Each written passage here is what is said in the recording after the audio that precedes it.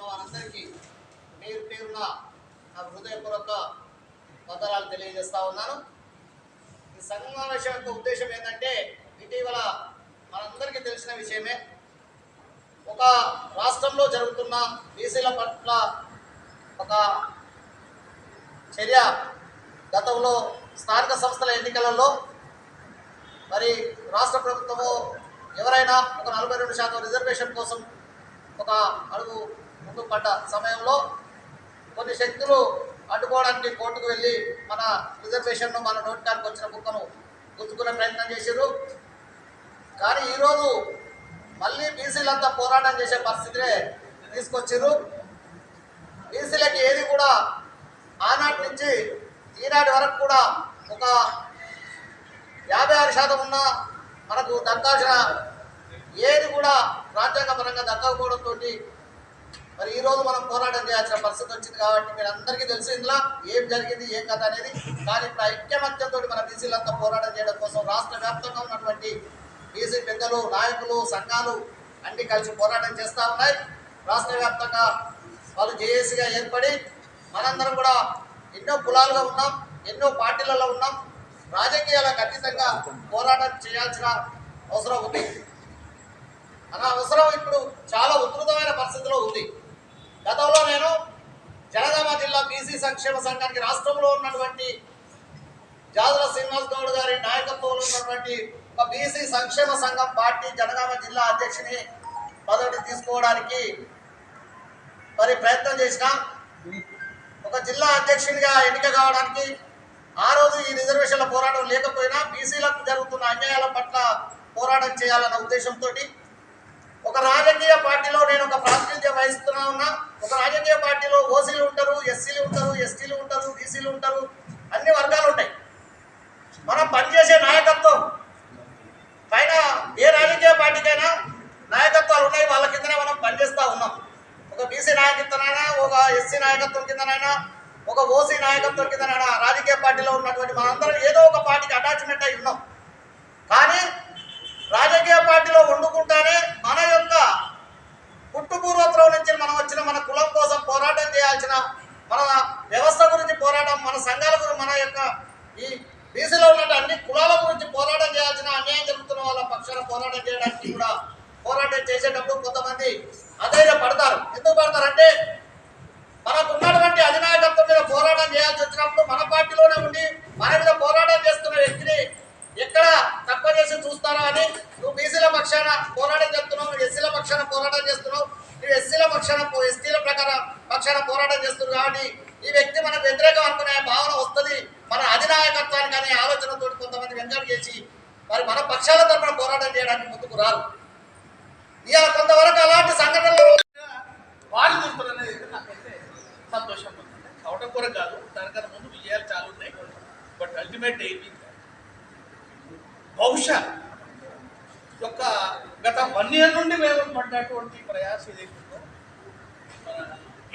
ఏదో అందరం కలిసి సరే పలు ప్లేసులలో పలు సార్లు డిస్కస్ చేసిన తర్వాత సో ఈరోజు అనిపిస్తుంది నాకేంది, మన శాఖల ఐలమ్మ కావచ్చు, పండుగ సాయన్నే కావచ్చు, సర్వై పాపనే కావచ్చు, నల్ల నరసింహులే కావచ్చు, దొడ్డి పౌరాణి గారు కావచ్చు, తర్వాత భీమ్లా నాయక్ కావచ్చు, పలు ఇప్పుడు బహుశా ఈరోజు వాళ్ళందరూ సందేశిస్తున్నారా అని నాకు ఈరోజు బహుశా జనగామ బిడ్డలను చూసి మరి బిడ్డ మీకు గుర్తు వచ్చిందని పోయి ఇప్పుడు అన్నది బహుశా.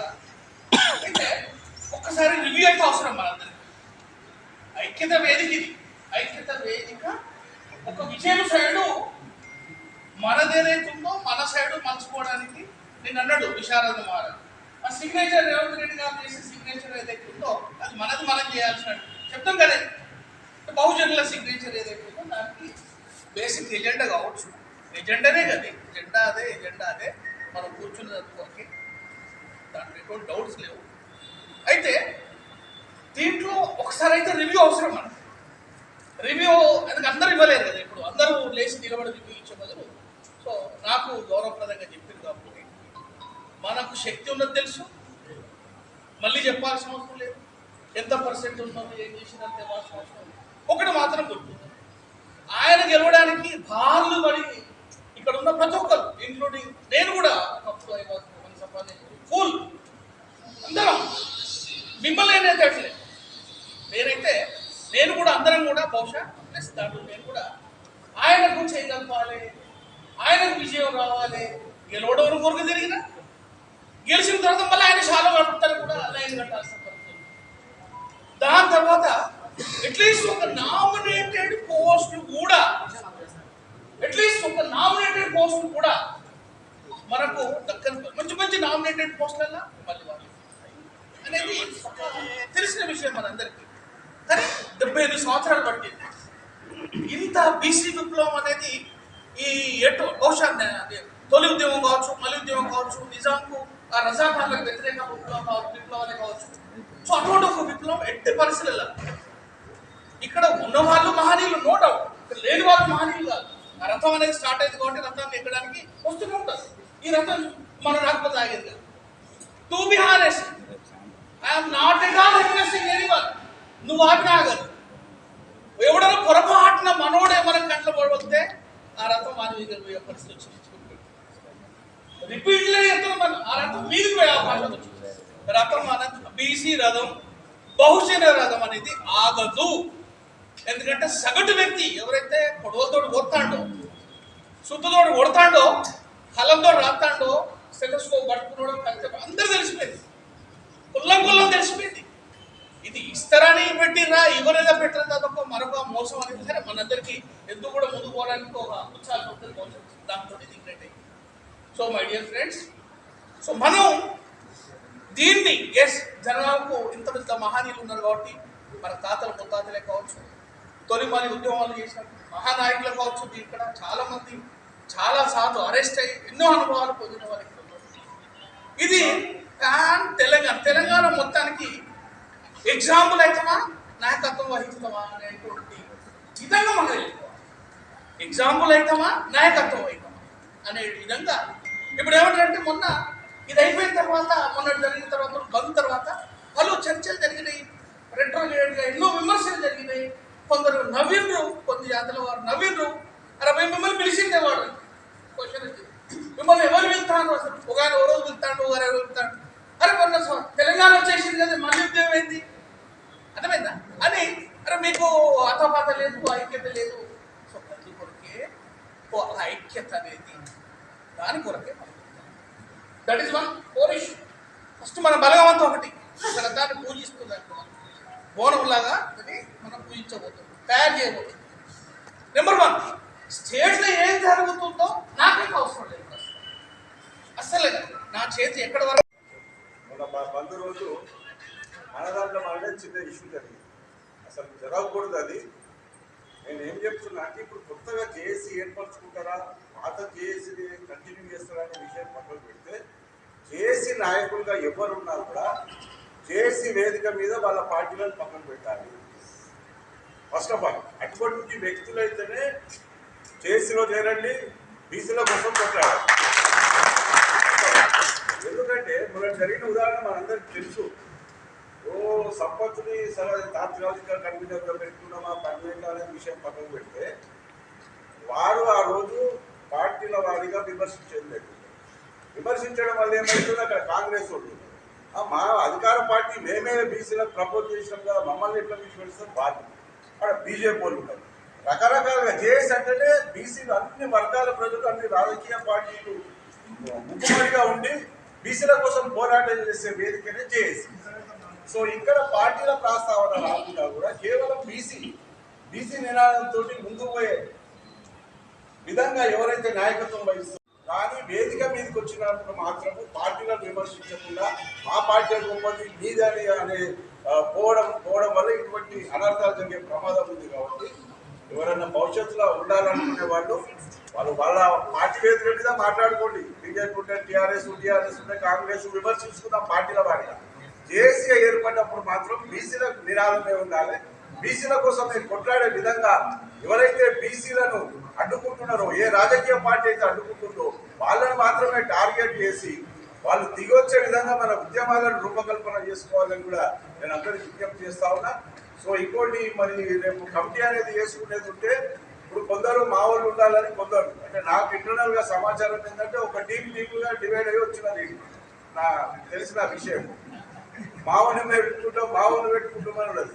ఇది ఎవరో టీం వస్తే ఏ ఒక్కరి కోసమో ఒక రాజకీయ పార్టీ కోసమో ఏర్పడ్డ జేఏసీ కాదు.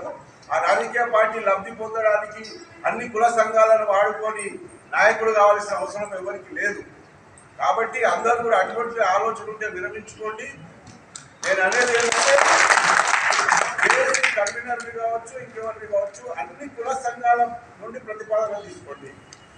ఇప్పుడు మీరు వచ్చిన ఏదో నలుగురు చెప్పదు అని నలుగురు మెజార్టీ చేతులు లేకుండా కదా ఫలానా చేద్దాము అనే విధంగా కాకుండా, అంటే నా అభిప్రాయం, వ్యక్తిగత అభిప్రాయము, అన్ని కుల సంఘాల పెద్ద మనుషులు ఎవరైతున్నారో సార్ అధ్యక్షులు తీసుకుంటారా, లేకపోతే అధ్యక్ష కార్యదర్శులు తీసుకుంటారా, పెద్ద మనుషులు తీసుకుంటారా, ఒక్కొక్క కులం నుండి ఆ పెద్ద మనుషుల పేరు ఎవరైతే ప్రబోధిస్తారో, ఎవరైతే జేఏసీ దీన్ని ముందుకు నడిపించి 12 మండలాల నాయకులను సమిష్టిగా ముందుకు తీసుకుపోయి రేపు మంచైనా చెడైనా కూడా ఫుల్ టైం ఉద్యమం కోసము ఎవరైతే నడిపించే నాయకులు ఉంటారో కుల సంఘాల వారీగా పేర్ల సేకరణ చేసి అట్లా చేసుకున్నట్లయితే ఏ లొల్లి పంచాయతీలు ఉంటాయి. లేకుంటే ఇక ఇదే లొల్లి పంచాయతీ లేదు. కాబట్టి దయచేసి అందరూ కూడా ఒకసారి ఆలోచించండి. ఈ అవకాశం ఇచ్చిన అందరికీ ధన్యవాదాలు. రాజకీయ పార్టీల వల్లనే 75 సంవత్సరాల తర్వాత ఇప్పుడు బీసీల గురించి మాట్లాడాలి. అంటే ఇప్పుడు గుర్తుకొచ్చినామా మనము ఇప్పుడు అంటే ఇప్పుడే పెరిగినామా మనం? ఇప్పటికి 5 ఏళ్ళ 10 ఏళ్ళనే మనము 50% పెరిగినామా? అప్పుడు లేమా 50%? అంటే మనం జెండాలు ఎత్తుకున్నాం, ప్రతి పార్టీ జెండా ఎత్తినాం, ప్రతి ఒక్కరిని రెడ్డోని చేసినాం, వెలిమోని చేసినాం, బీసీలను చేసినాం, అందరిని చేసినాం నాయకులు, అందరూ నాయకులు అయింది. కానీ ఎక్కడైతే వెనకబడిపోయినామో, ఏదైతే మనకు రావాల్సిన వాటా ఉందో అది ఇవ్వలేదు. వాటా ఇవ్వడం కొరకు నాకు అర్థమయ్యేది ఏంటంటే, సరే మిత్రులు కమిటీ గురించి మాట్లాడమన్నారు. ఇక్కడ ప్రతి ఒక్కరు కూడా జనగాం జిల్లాలో పనిచేసిన నాయకులు. ఆ రోజు పిల్లలు